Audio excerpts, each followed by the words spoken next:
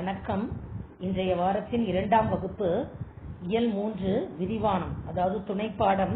இதுல நம்ம கண்டு ரசிக்க வேண்டிய தமிழை பற்றிய பல இடங்கள் நம் தமிழ்நாட்டில் சுற்றி உள்ளன, அதை பற்றியது. அதனால உங்களுக்கு வாசித்து காமிக்கிறேன். இதுல புரிய வேண்டியது ஒன்றும் இல்லை. அந்தந்த இடத்துல என்னென்ன சுற்றுலா தலங்கள்ல என்னென்ன இருக்கு அப்படிங்கறது தான் உங்க பாடப்பகுதியில் கொடுக்கப்பட்டுள்ளது. முதல்ல உங்க பகுதியை திறந்தோடனே தஞ்சை சரஸ்வதி மகால் நூலகம். தஞ்சைனா தஞ்சாவூர். அங்கே சரஸ்வதி மகால் நூலகத்துல பழைய ஓலைச்சுவடிகள்லாம் இருக்கு. பக்கம் 59. பாடத்திற்கு நுழையும் முன் மனிதர்கள் புதிய புதிய இடங்களை காண்பதில் விருப்பமுடையவர்கள். அதாவது எப்ப பார்த்தாலுமே நம்ம கேளிக்கைகளையும் சந்தோஷத்திலையும் அருவி, மலை இருக்கிற இடங்கள், அந்த மாதிரி பிக்னிக் ஸ்பாட் போகாம தமிழை வளர்க்கும் சில இடங்கள் நம் தமிழ்நாட்டில் இருக்கு. அதெல்லாம் நீங்க சென்று வர இந்த பாடம் உதவியாக இருக்கும்.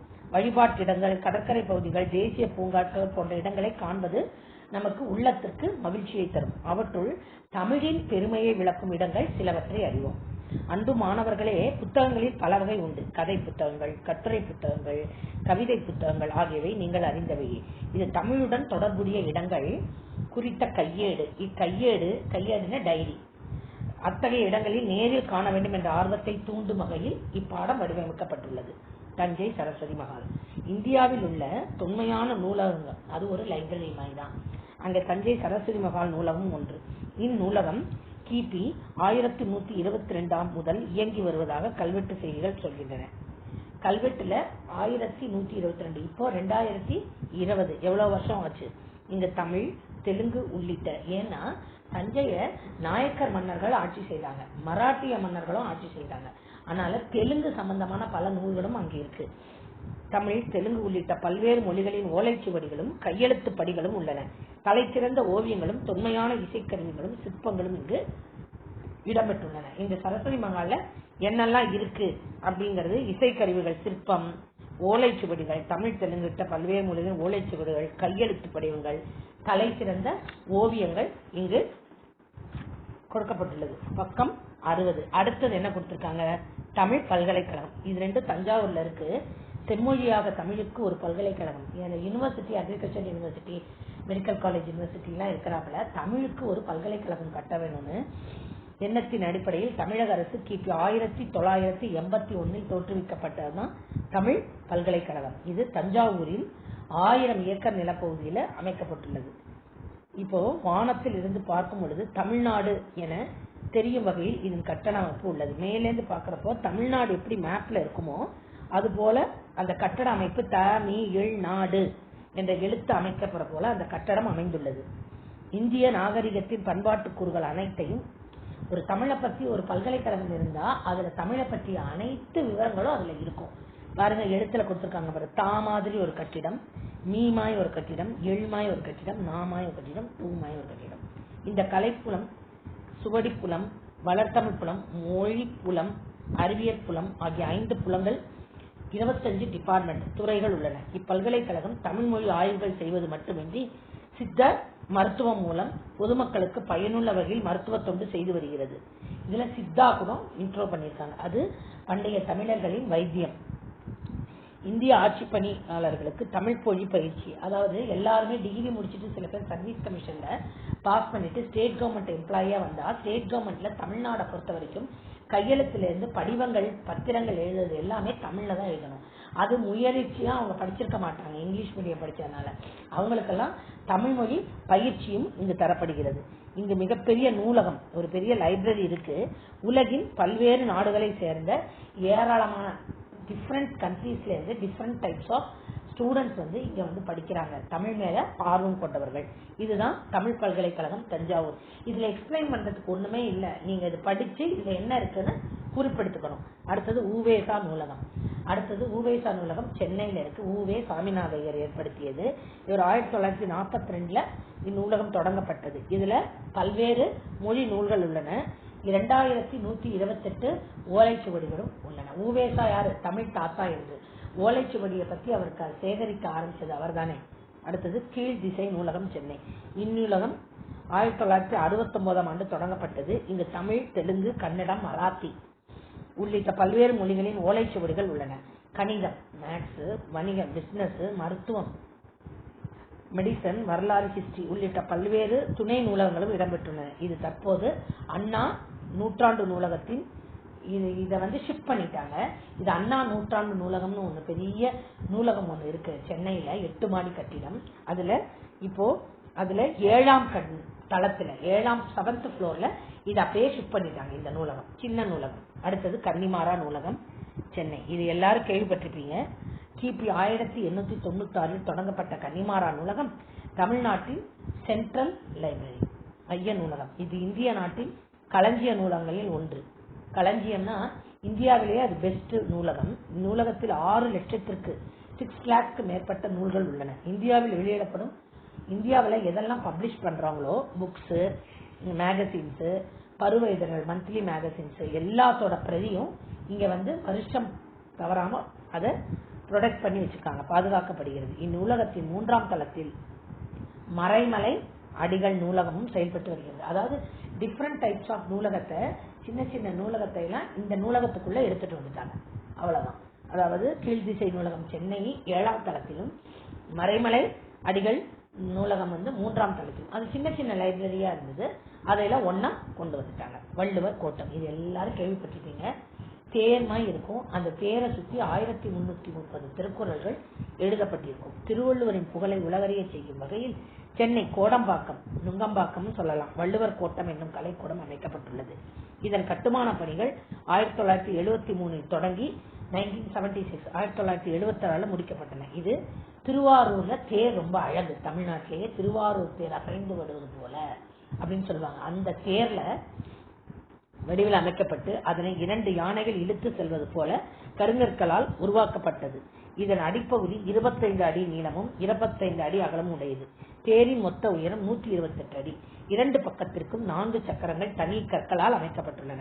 கடைக்கோடி 2 சக்கரங்கள் பெரியவனாகவும் நடுவில் 2 சக்கரங்கள் சிறியவனாகவும் உள்ளன. நேரின் மையத்தில் உள்ள எண்கோண வடிவ கருவறையில் திருவள்ளுவரின் சிலை கவினுர அமைக்கப்பட்டுள்ளது. அந்த தேருக்கு நடுவுல. அப்போ வள்ளுவர் கோட்டத்தின் நிகழ்ச்சிகள் நடத்துவதற்காக இங்க தமிழ் சங்கத்தை பற்றியோ தமிழ் பற்றிய நிகழ்ச்சிகளோ இந்த வள்ளுவர் கோட்டத்தில் அமைப்பாங்க. இது 1330 குறட்பாக்கள் செதுக்கப்பட்டுள்ளன. அறத்துப்பால் கருநிற பளிங்கு கல்லிலும், பொருட்பால் வெண்ணிற கருப்புல அறத்துப்பாலும், பொருட்பால் வெள்ளை பளிங்கு கல்லிலும், இன்பத்துப்பால் சிவப்பு பளிங்கு கல்லிலும் பொறிக்கப்பட்டுள்ளன. அப்பதான் அந்த 3 அதிகாரத்துடைய வித்தியாசம் நம்மளுக்கு தெரியும். மேலும் திருக்குறளின் கருத்துக்களை விளக்கும் ஓவியங்களும் இத பத்தி நிறைய இருக்கு. இது டாக்டர் கலைஞர் கருணாநிதி பீரியட்ல அவர் தமிழ் மீது கொண்ட பற்றினால் அவர் ஆட்சி காலத்தில் அமைக்கப்பட்டது என்பது ஒரு சிறிய கருத்தாக கூறப்படுகிறது. இப்பொழுது பாடநூல் பக்க எண் 62 திருவள்ளுவர் சிலை. இதை பார்த்தோன்னே உங்களுக்கு என்ன தெரியும்? கன்னியாகுமரியில இருக்கிற திருவள்ளுவர் சிலை. விவேகானந்தா பாறை ரொம்ப காலமா இருக்கு. ஆனா திருவள்ளுவர் சிலை கன்னியாகுமரியில, இந்தியாவின் தெற்கு எல்லையாகிய கன்னியாகுமரியில் திருவள்ளுவரின் சிலை தமிழக அரசால் நிறுவப்பட்டுள்ளது. விவேகானந்தர் பாறைக்கு அருகில் கடல் நடுவே நீர்மட்டத்திற்கு 30 அடி உயரத்துல இச்சிலை அமைக்கப்பட்டுள்ளது. கிபி 1990 10 வருடத்திற்கு முன்புதான் இப்பணி தொடங்கியது. பொதுமக்கள் பார்வைக்காக 2000, அதாவது 20 வருடத்திற்கு முன்னாடியா 2030 ஆண்டு தான் திறந்து வைக்கப்பட்டது. பாறையிலிருந்து சிலையின் உயரம் அதோட அதிகாரங்களை விட 133 அடியா. இது திருக்குறளின் மொத்த அதிகாரங்களை குறிக்கிறது. அறத்துப்பாலின் அதிகாரங்களை உணர்த்துவது போல் பீடம் 38 அடி உயரம். 38 அதிகாரம் அறத்துப்பால் இருக்கு. அந்த பீடத்தோட கீழே இருக்கிற அந்த ஸ்டாண்டோட இந்த ஸ்டாண்டோட உயரம் 38. பொருட்பால் இன்பத்துப்பால் ஆகியவற்றின் மொத்த அதிகாரங்களை குறிக்கும் வகையில் 99 அடி உயரம் உடையதாக மொத்தம் எல்லாம் சேர்த்து 1133 அடியில கீழேந்து தரைமட்டத்திலிருந்து மேல திருவள்ளுவர் சிலை இருக்கு. பீடத்தின் உட்புறத்தில் மண்டபம் ஒன்று அமைந்துள்ளது. இதை சுத்தி போலாம்.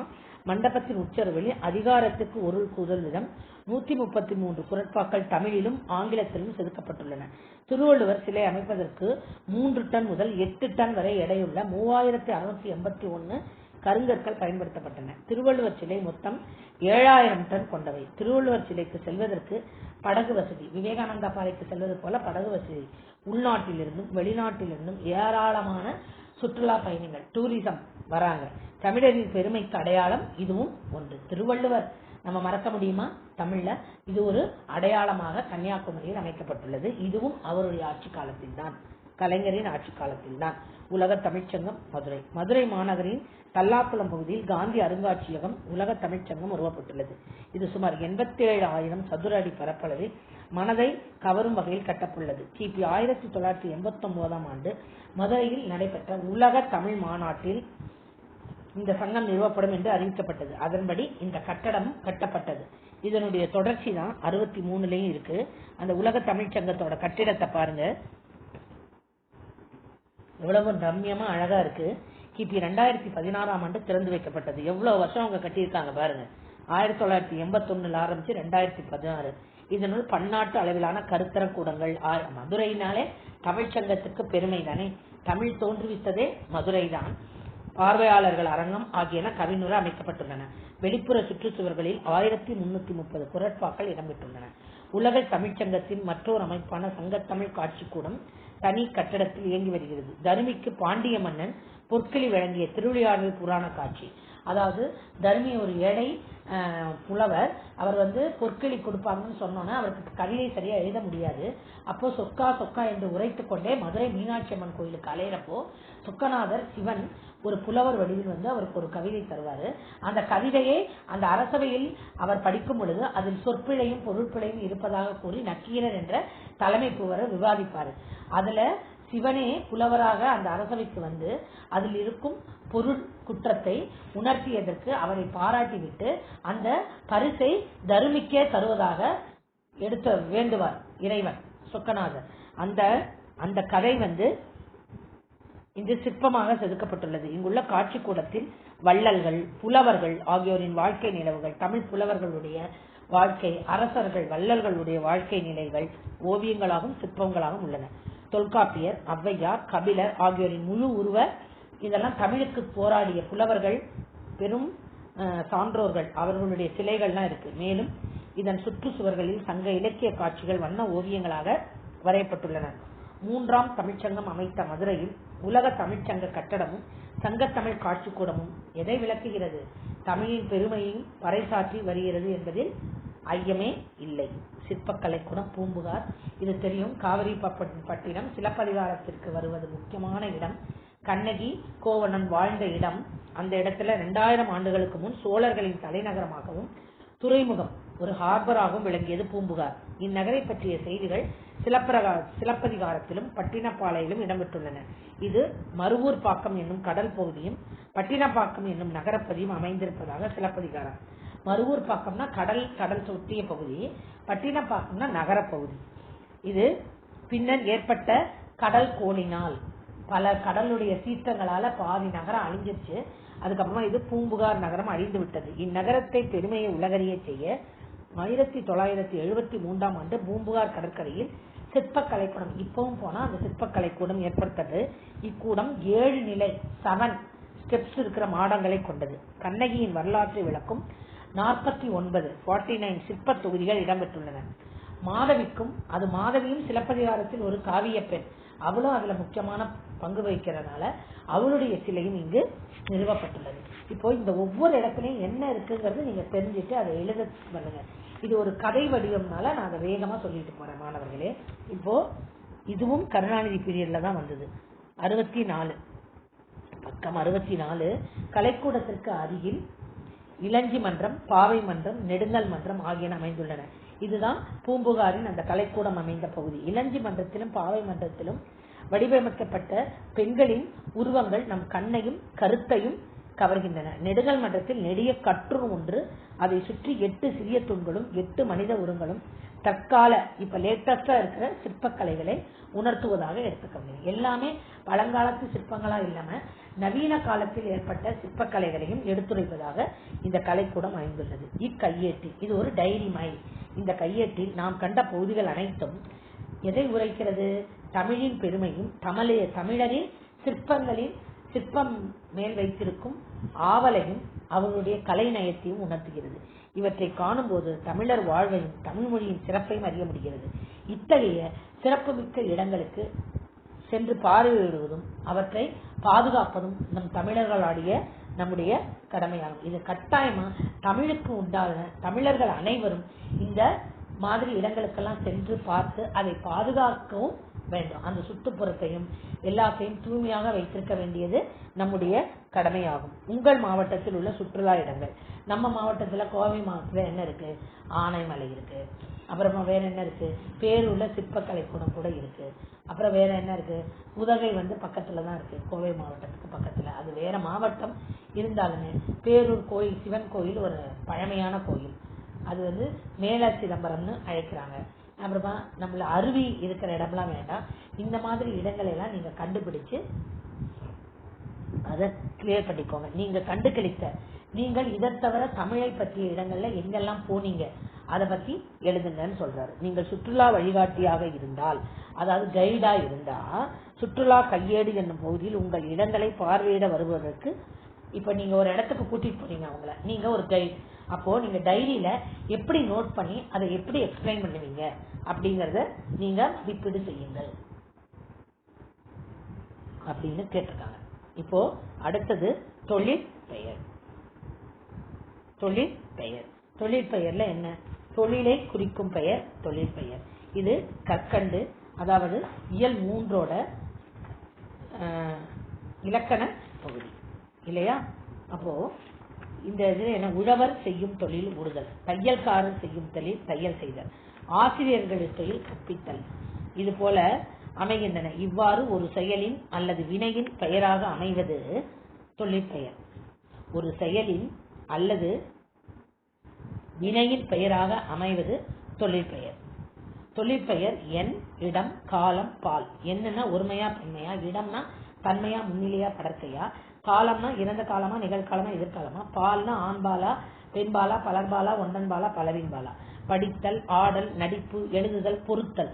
தொழிற்பெயரை விகுதி பெற்ற தொழிற்பெயர், முதநிலை தொழிற்பெயர், முதநிலை தொழிந்த தொழிற்பெயர் என மூவகைப்படுத்துவர். இது 3 வகைப்படும். முதல்ல விகுதி பெற்ற தொழிற்பெயர். நடத்தல், உண்ணல், வாழ்வு, வாழ்க்கை ஆகிய பெயர்களை கவனியுங்கள். இவற்றில் நட, உண், வாழ் ஆகிய வினைப்பகுதிகள் தல், அல், ஊக்கை ஆகிய விகுதிகளோடு சேர்ந்து தொழிற்பெயர்களாக அமைகின்றன.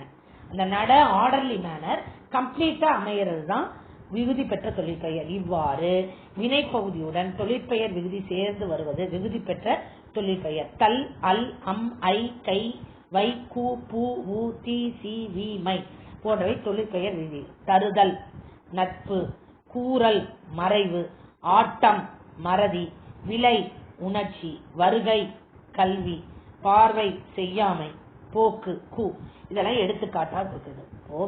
தொழிற்பெயர் என்றால் என்ன? ஒரு செயலின் அல்லது வினையின் பெயராக அமைவது தொழிற்பெயர். இது 3 வகைப்படும். விகுதி பெற்றது முதநிலை தொழிற்பெயர், முதநிலை திரிந்த தொழிற்பெயர்.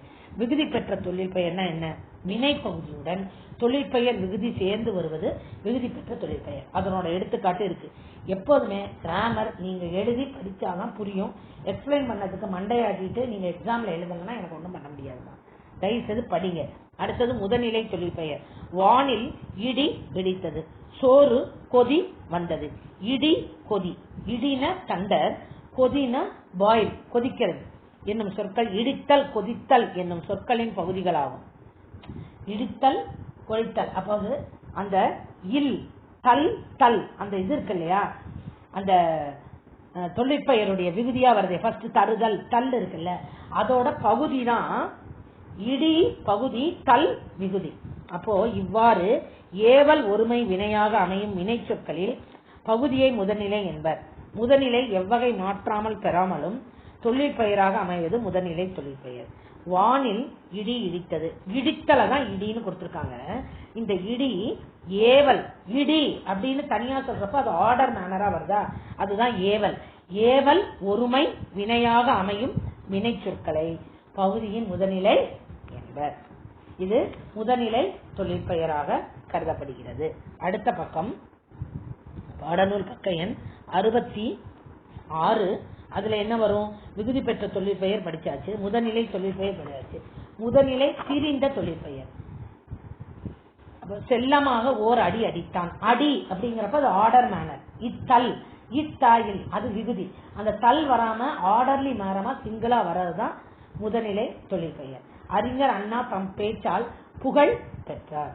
இவற்றில் அடிகோடிட்ட சொற்கள் விகுதி புகழை பெற்றால்னு வரணும், புகழால் உயர்ந்தார்னு வரணும். இப்ப விகுதி பெறாமல் தம் பொருளை உணர்த்துகிறது. அதுல எந்த ஒரு கன்ஃபியூஷன் இல்லாம அந்த மீனிங்கை தருது. முதல்நிலை திரிந்த தமிழ் பெயர் தமிழ் படிக்கும் பேறு பெற்றேன், உணவின் சூடு குறையவில்லை. இத்தொடர்களில் பேருனா இந்த தமிழை படித்ததற்கு நான் என்ன புண்ணியம் செய்யணும், so much gift I got it because I'm learning Tamil, அதான் பேரு.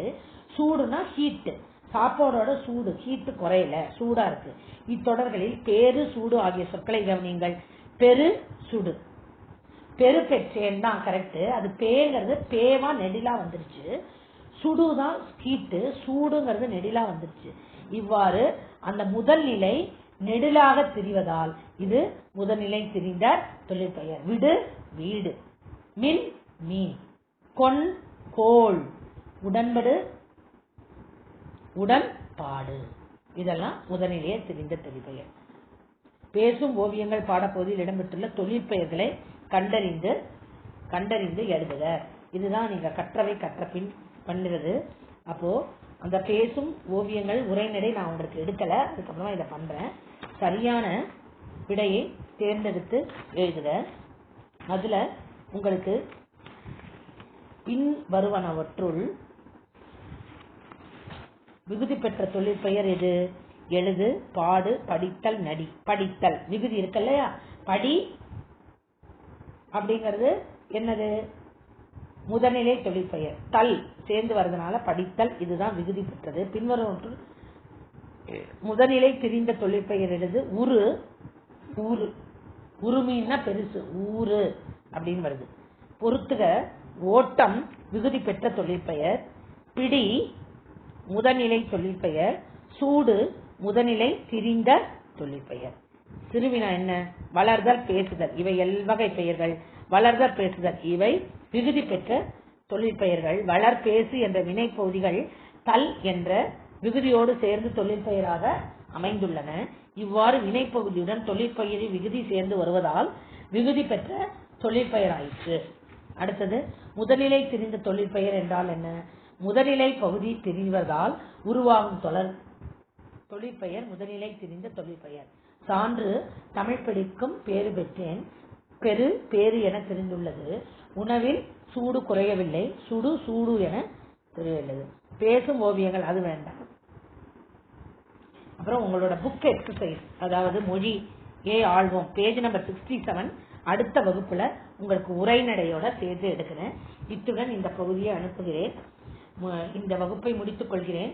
உங்களுக்கு இதனுடைய விடைகளை நான் உங்களுடைய வகுப்புல வீடியோ பார்த்த உடனே புதனன்று அனுப்புகிறேன். நன்றி, வணக்கம்.